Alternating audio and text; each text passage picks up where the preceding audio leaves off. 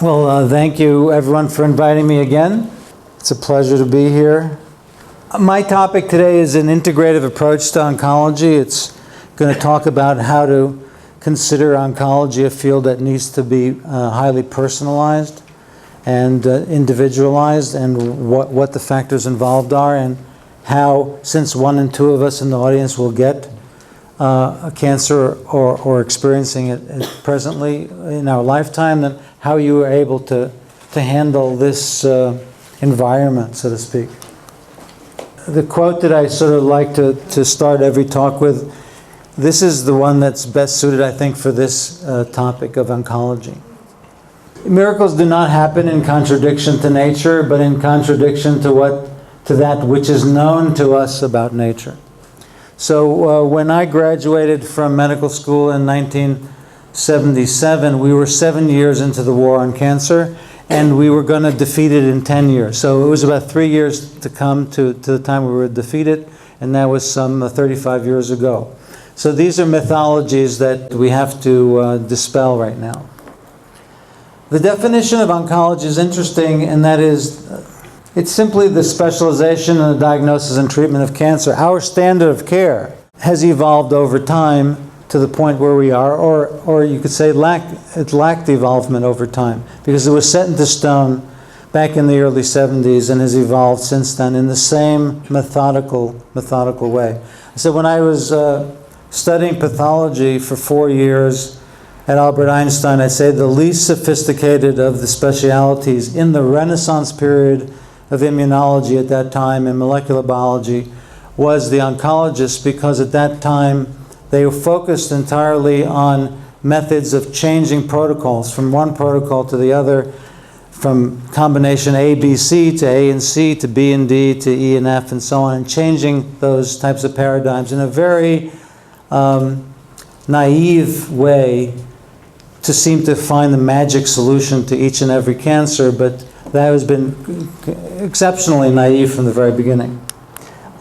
We started this in World War II with the issue of nitrogen mustard. A nitrogen mustard prototype was used to temporarily cure certain patients with non-Hodgkin's lymphoma, and this led to using antimetabolites, in this case methotrexate, to cure patients with ALL, at least temporarily, and those remissions were usually in the order of months. And these were done in children, so it was very, very encouraging. And Professor Farber, who then headed the Dana-Farber Cancer Institute, was instrumental in being the father of chemotherapy. But that led to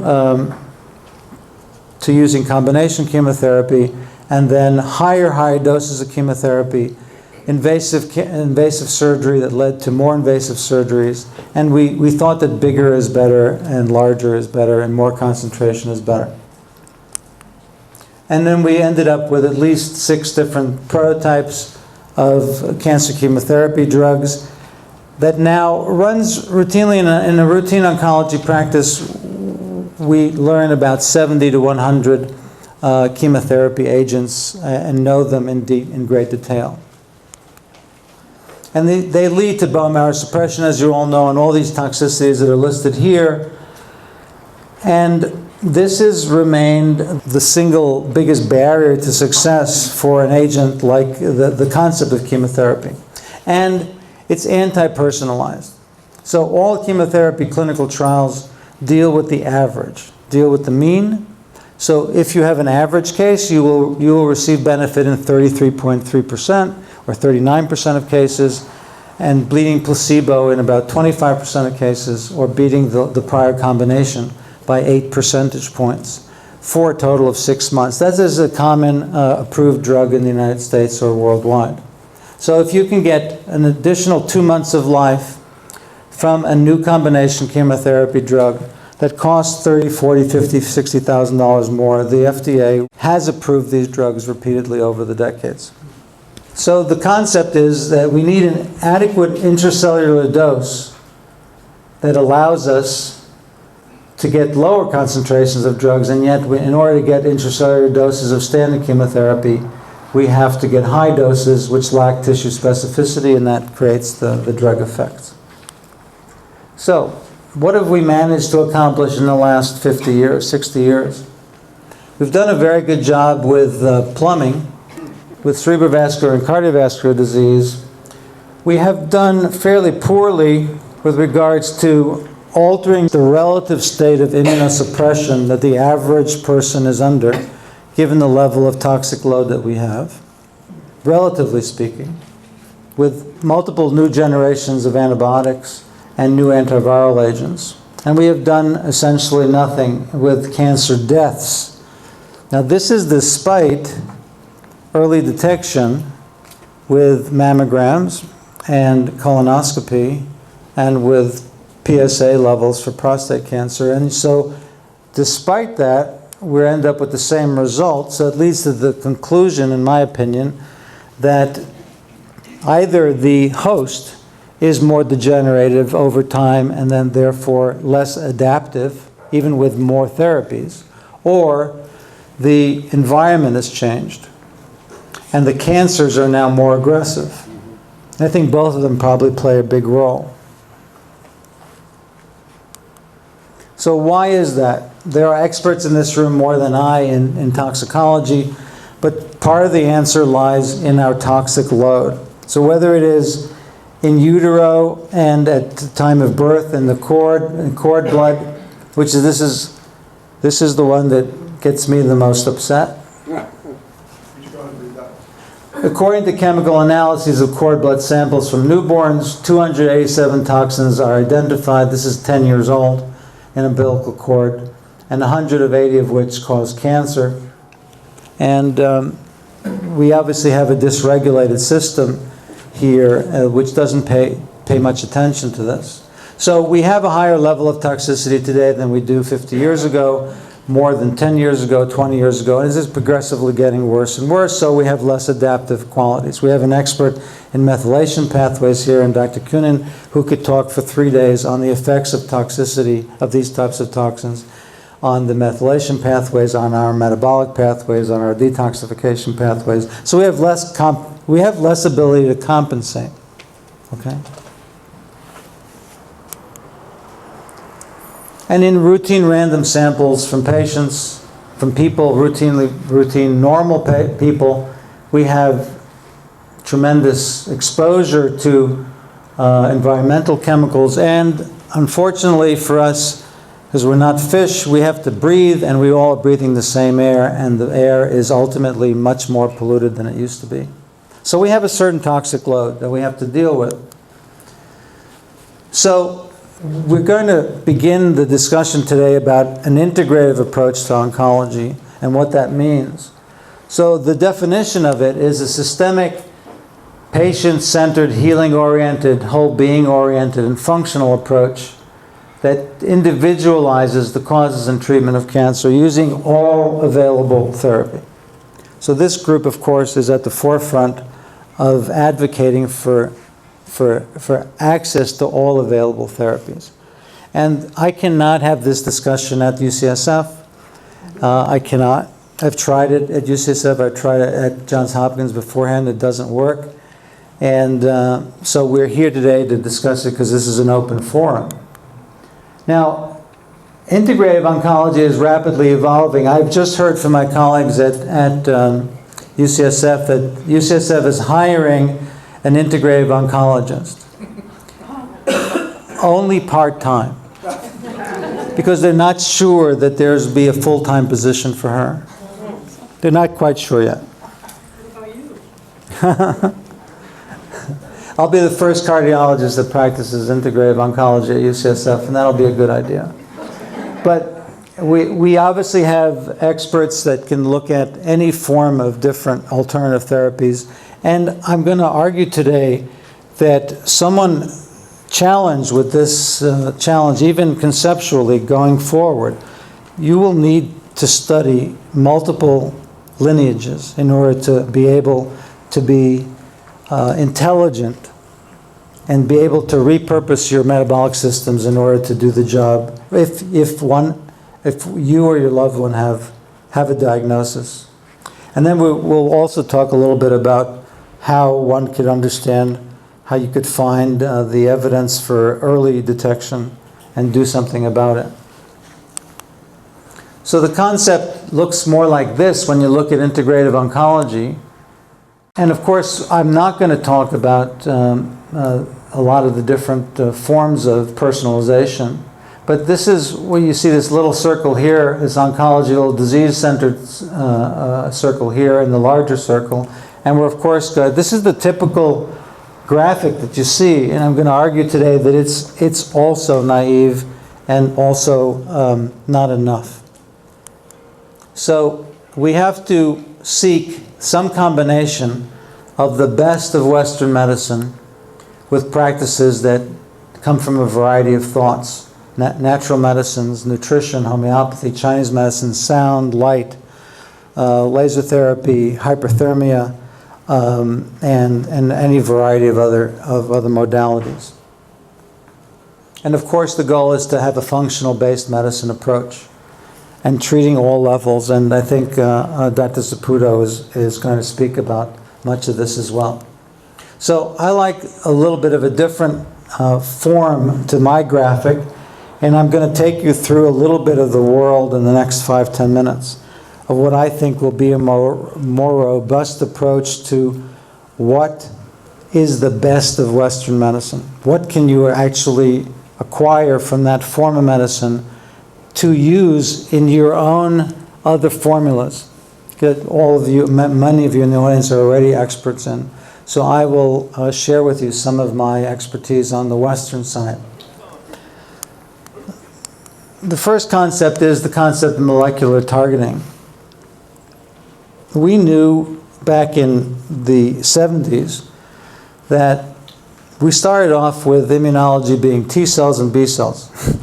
And then we've come to the point where we have 500 surface markers typing 500 different cytokines, chemokines, and different cell types. That scratches the surface of the different cell markers that will be now, they're already now available and will be available over the years to come on tumor markers. So the tumor markers not only specify where the tumor comes from, but they also specify the biology of the tumor. Is it aggressive on vascular and creating its own vessels? Is it aggressive on the ability to create proteolytic enzymes that it can aggressively enter a new tissue? Is it aggressive because it can resist chemotherapy drugs? What is the nature of this tumor is defined largely by surface molecular targets and markers. This field is exploding. There'll be diagnostics, there'll be therapeutics for this, but the point is there is this whole field that's emerging. And now we have entities that I'll share with you in a second that actually identify why it is, based on this type of technology, why is it that curcumin works so well?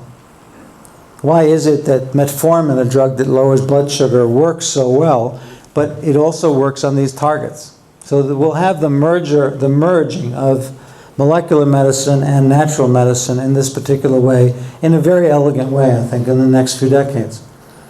The concept of chemotherapy, none of us want to do it. None of us want to go through it, of course, and the reason is the toxicity level, but there are approaches which I will talk about to lower the dose and to have equal efficacy or even greater efficacy, called IPT.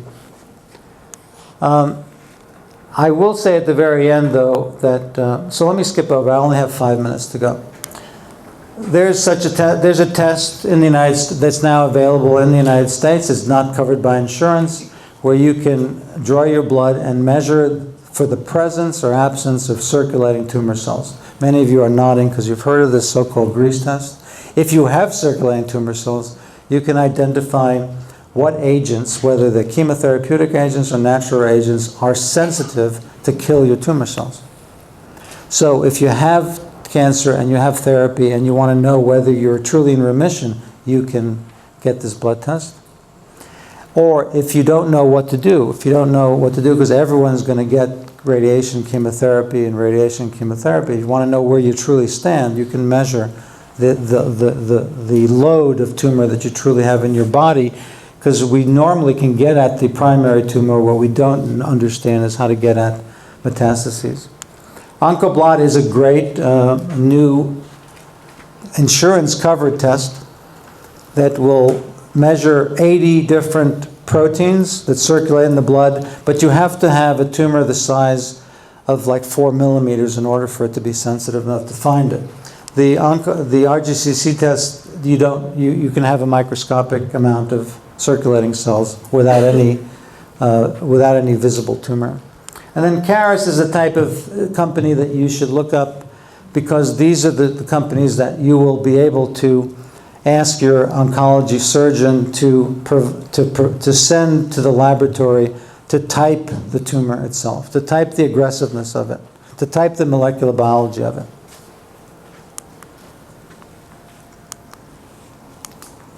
So IPT, it's all run by the Garcia family, DPG 1, 2, and 3.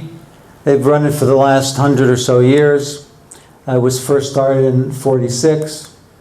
And the concept is that tumor cells have much higher concentrations of insulin and IGF-1 receptors, and you can starve the tumor cells by treating them with insulin, dropping the blood sugar very low, and then providing low doses, which means 10 to 15% of chemo doses, which are not toxic at that level, and you provide tumor cells and provide the patient with chemotherapy at that therapeutic window.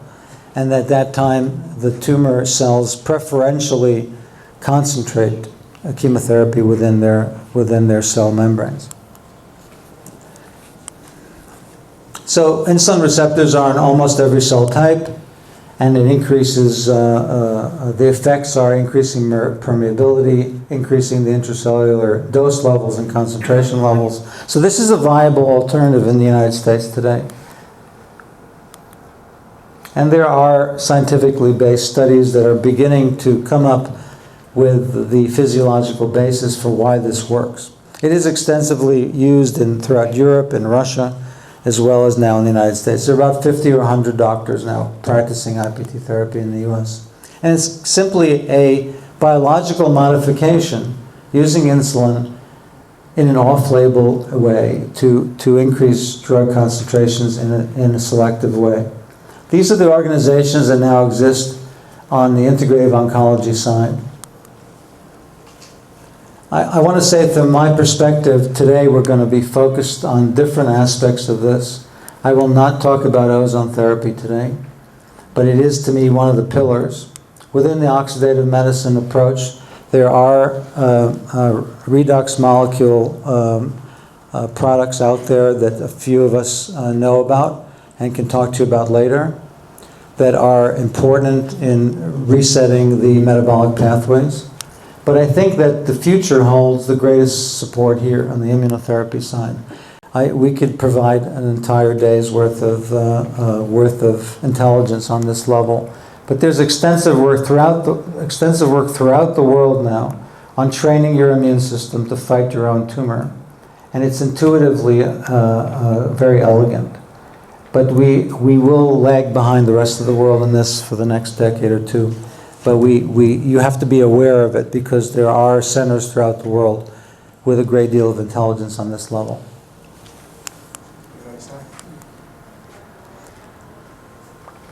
And my last message, now that I'm a minute over, is that obviously the diagnosis is a wake-up call. It requires healing on the entire level. And it is not a purely intellectual exercise. Thank you.